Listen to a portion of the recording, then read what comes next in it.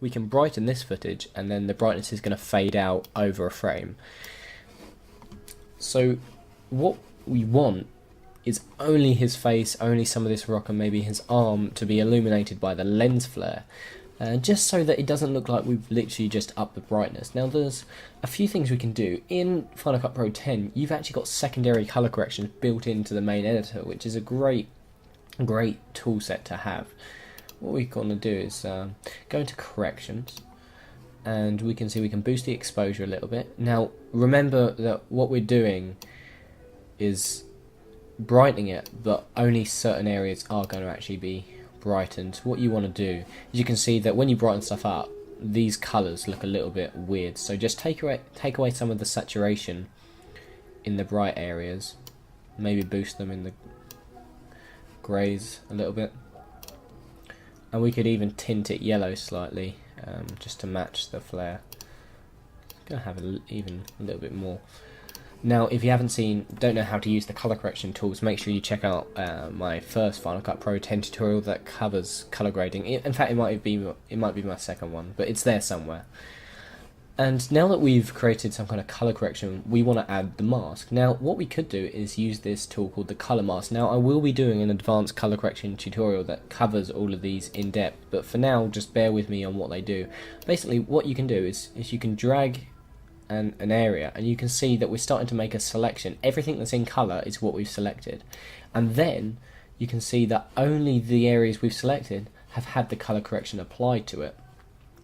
But in this case we don't want to use a colour mask, and basically obviously this allows for Sin City effects and other such things, which I will do a tutorial on, I promise. Oh, that's another thing, be sure to leave a comment requesting tutorials. I am now taking tutorial requests for Final Cut Pro 10. How exciting. We just want to delete that colour mask. What we want is a shape mask.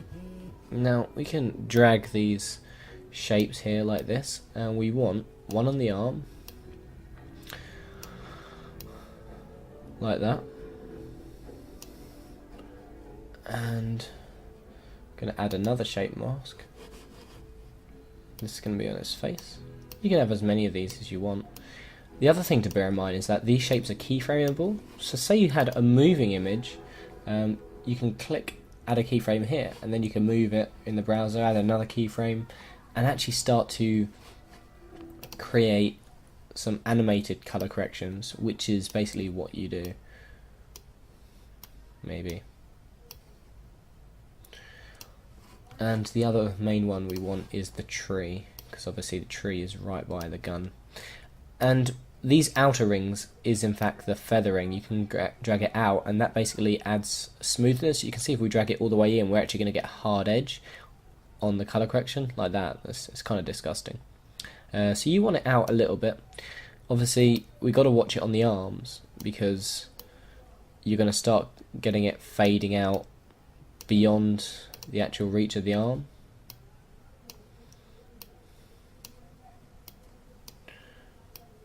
Like that, that's cool. And like that, because if you have it up there, you can see it's now bleeding onto the rock. You really don't want bleeding colour corrections. We can also tell now that really our colour corrections are a little bit over the top, so we're just going to go ahead and bring the exposure down a little bit.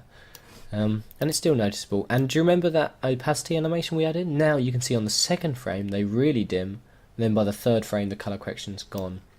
And if we deselect the footage, we can actually preview it back. This button here, make sure it's blue, and then that gives you loop playback.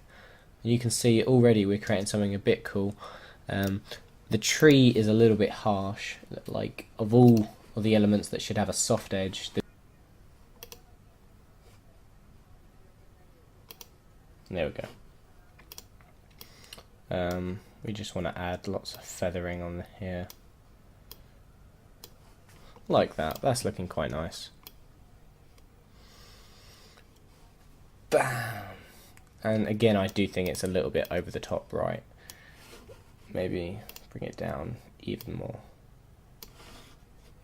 I mean, it's still noticeable. There we go. That's nice. And we've got a nice load of feathering on the tree. So it's all looking good. Now, the other thing, the last thing we want to do is create some kind of blowback on the gun. Now what I mean by that is actually the barrel rolls back. Now there's a few things we could do. The way I'm going to do it is I'm going to take the footage we've got, I'm going to duplicate it, so Command C and Command V, drag it to the top. Now you can see all the muzzle flash appears to be gone. That's just because the layer is on top. The way it works is whatever's on top is above. Very simple philosophy. I'm sure you can grasp that. And we want to crop the footage, so we're going to apply crop.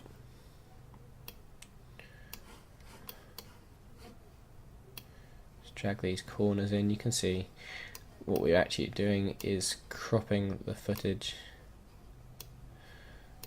to wherever this window is, and we want to crop it to our actual barrel.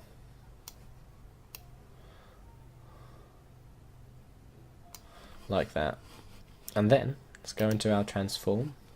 You can see we can rotate it like that,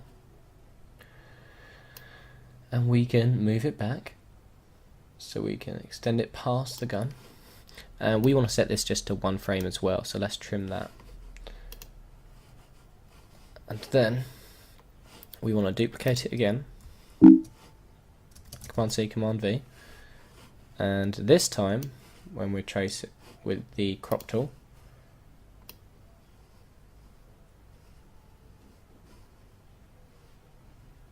oh, sorry, wrong layer. This time with the crop tool, we're going to get a piece of wood.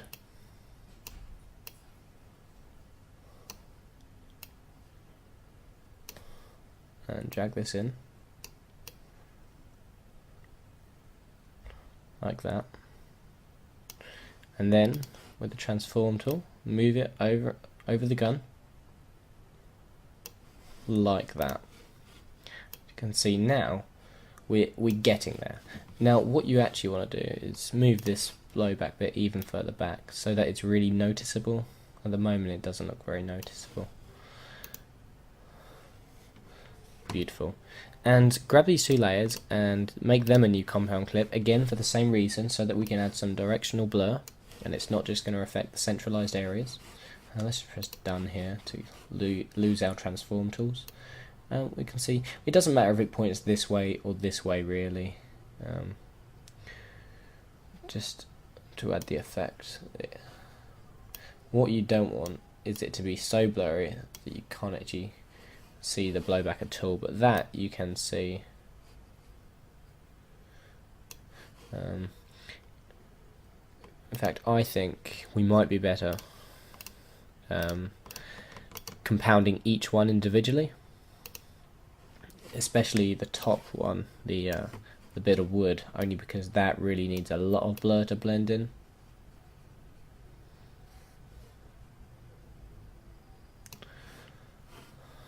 And then let's bring this layer on top and make that a compound clip and a directional blur to that. Beautiful.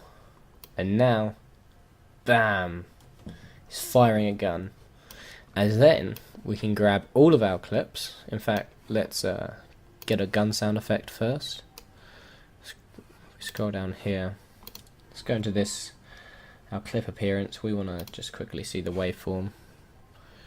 You can see that it's actually peaking at yellow, which isn't that nice. We want to bring this down a little bit. There you go. You can see now we've got no yellow bits, so we've got appropriate level of audio. And when we play it back, remember we've got our loop option on. If we just trim the fade and bring it in, we press N for snapping. It means we can make it the exact same length as this top clip. And now when we play it back, there we go. You can see really quickly, well, I say really quickly, it took us 20 minutes, but I wanted to go through everything and make sure you knew what I was doing. Now we can select everything, right click, new compound clip, and now we have a single clip in our timeline without going to any third-party application. We have created a muzzle flash that will pass off as quite realistic. Now if you double click the clip, you can see we've actually got our own individual timeline for our clip. Now this, I think, is a fantastic feature inside of Final Cut Pro 10. It's kind of like, if you're used to Adobe After Effects, it's like when you double click on a pre-composed layer. And that's essentially what a compound clip is. It is a pre-composed layer, so you can actually cut sequences together by themselves, and you can see we're in our compound clip, and we're just going to go ahead and press this arrow just to go back to our timeline. But it means that this clip is accessible without having to right click and press break apart clip items. We can actually go in and edit it, and then if we make it a little bit longer, then it's not going to affect our timeline because we've got our wonderful magnetic timeline. And obviously the audio, which has been compounded as well, lost for words there, is now considered audio of this clip, as it would be if you imported a piece of video with its own audio as well. So I hope this tutorial was useful. I hope now you can create your own muzzle flashes inside of Final Cut Pro 10 without any other applications, without having to dish out extra money. And you can see that we've actually very quickly created something cool. So thank you for watching. Remember to spread the word. Hope you enjoyed this. You can request a basics tutorial or another advanced tutorial, whatever you like.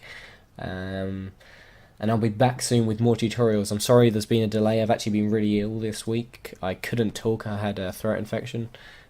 But now I'm back, like I said I would be. Remember to follow me on Twitter for updates regarding tutorials, which is Twitter / whatever at AS Productions, ASPRODUCTIONS. Simple.